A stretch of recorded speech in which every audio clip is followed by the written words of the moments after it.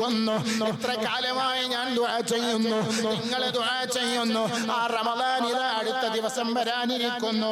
എന്നിട്ട് നബി തങ്ങൾ പറയാണ്, സുബ്ഹാനല്ലാഹ്, ഇത് ബറക്കത്തിന്റെ മാസമാണ്, ഇത് ബറക്കത്തിന്റെ മാസമാണ്, ഇത് റഹ്മത്തിന്റെ മാസമാണ്, ഇത് സന്തോഷത്തിന്റെ മാസമാണ്, തെറ്റി നിൽക്കുന്നവർ നന്നാകുന്ന മാസമാണ്, പിണങ്ങി നിൽക്കുന്നവർ നന്നാകുന്ന മാസമാണ്. ഈ റമളാനിനോടനുബന്ധിച്ച് തെറ്റ് നന്നാകാത്തവനെ ഓനെ പിന്നെ പറഞ്ഞിട്ട് കാര്യമില്ല.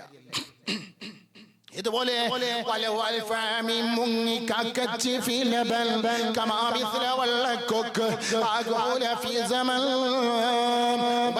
പാടിയതുപോലെ 1000 വർഷം പാലിൽ മുങ്ങിയാലും കൊക്കിനെ പോലെ വെളുക്കില്ലെന്ന് പറഞ്ഞതുപോലെ ഈ റമളാനായിട്ടും മനസ്സ് നന്നാകാത്തവൻ, ഈ റമളാനായിട്ടും പിണക്കം അതാ നന്നാകാത്തവൻ, ഈ റമളാനായിട്ടും പിണക്കം വാറ്റിവെച്ച് ഇണങ്ങാത്തവൻ, അതേ അവന് റഹ്മത്തില്ല, അവന് മഗ്ഫിറത്തില്ല, അവന് സന്തോഷമില്ല.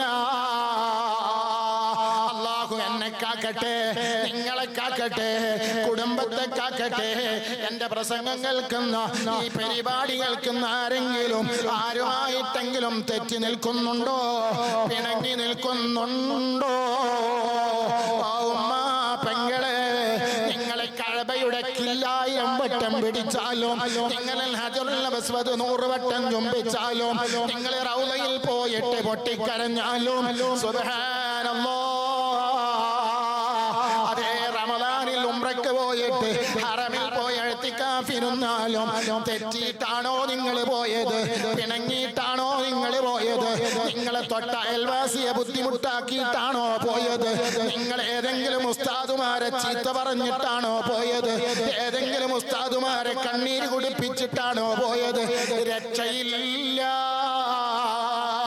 രക്ഷയില്ല.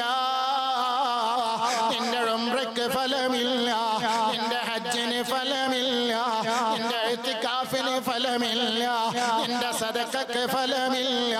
നീ പള്ളിക്ക് കൊടുത്താലും, നീ മദ്രസക്ക് കൊടുത്താലും, നീ ആർക്ക് കൊടുത്താലും ആ കൊടുത്തതിനൊന്നും റബ്ബിന്റെ അരികത്ത് സ്വീകാര്യമില്ല.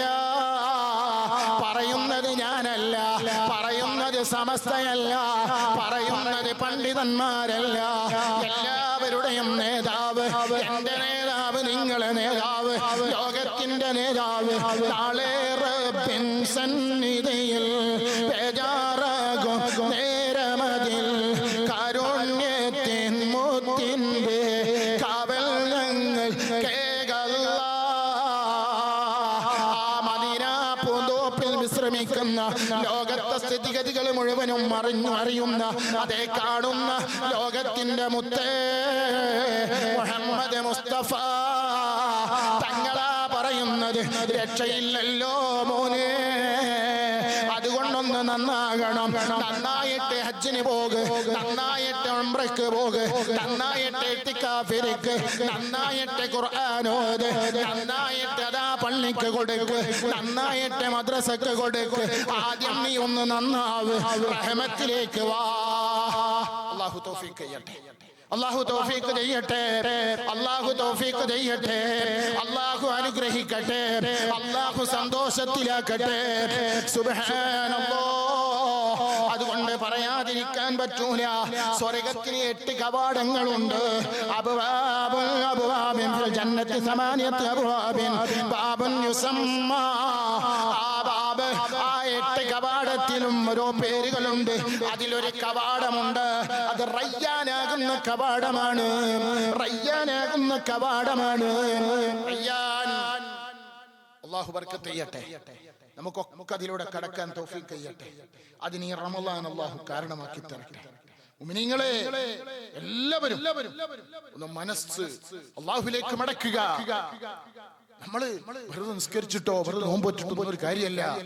മനസ്സ് നന്നാവാതെ, ഖൽബ് ശുദ്ധിയാവാതെ നിസ്കാരത്തയമ്പ് വലിയതുണ്ടായിട്ട് കാര്യമില്ല. തസ്ബീഹ് മാല കയ്യിൽ പിടിച്ചിട്ട് കാര്യമില്ലല്ലോ. ആ തസ്ബീഹ് മാല അത് മറിക്കുമ്പോ, ആ കയ്യിൽ നിന്ന് ആ മണി ഇങ്ങനെ മറിക്കുമ്പോ, ഓരോ മണിയും മറിക്കുമ്പോൾ ചെല്ലുന്നത് മനസ്സറിഞ്ഞുകൊണ്ടായിരിക്കണം. ഒരാളുടെ വൈരാഗ്യം വെച്ച്, വെറുപ്പ് വെച്ച്, വിദ്വേഷം വെച്ച് ഒരാളെ തകർക്കണം, തളർത്തണം, ഒരാളെ മൂലയിലിരുത്തണമെന്ന നിയ്യത്താണോ? രക്ഷല്ല. അല്ലാഹു കാക്കട്ടെ, അല്ലാഹു കാത്തു രക്ഷിക്കട്ടെ. ആ വാബ് എന്താണ്? റയ്യാൻ. ലാ യദ്ഖുലുഹു, ആ വാതിലൂടെ, ആ ഡോറിലൂടെ പ്രവേശിക്കുകയില്ല ഇല്ല സായിമൂന, റമദാനിൽ നോമ്പെടുത്തവരല്ലാതെ, ആ റമദാനിൽ നോമ്പെടുത്തവരല്ലാതെ ഒരാൾക്കും അതിലൂടെ പ്രവേശിക്കാൻ സാധ്യമല്ല. നബി തങ്ങൾ പറയാണ്, ഞാൻ പറയല്ല, ആ ഒരാൾ അങ്ങോട്ട് ചെല്ലാണ്, അയാൾ നോമ്പെടുത്തില്ല, സ്വർഗത്തിൽ കിടക്കാണ്, നോമ്പ് അതാ ഇല്ലാതെ. ആ സമയത്ത് അതാ ഡോറടഞ്ഞു പോവുകയാണ്. റമദാനിൽ നോമ്പെടുത്തവർക്ക് മാത്രമാണ്. അല്ലാഹു തആല തൗഫീഖ് ചെയ്യുമാറാകട്ടെ. പ്രിയപ്പെട്ട മുഅ്മിനീങ്ങളെ, നിങ്ങളോട് പറയാനുള്ളത് എന്താണ്? സുബ്ഹാനല്ലാഹ്. ഇനി നിങ്ങളൊക്കെ മഹാനായ നബി തങ്ങൾ പഠിപ്പിച്ച ഒരു ഹദീസ്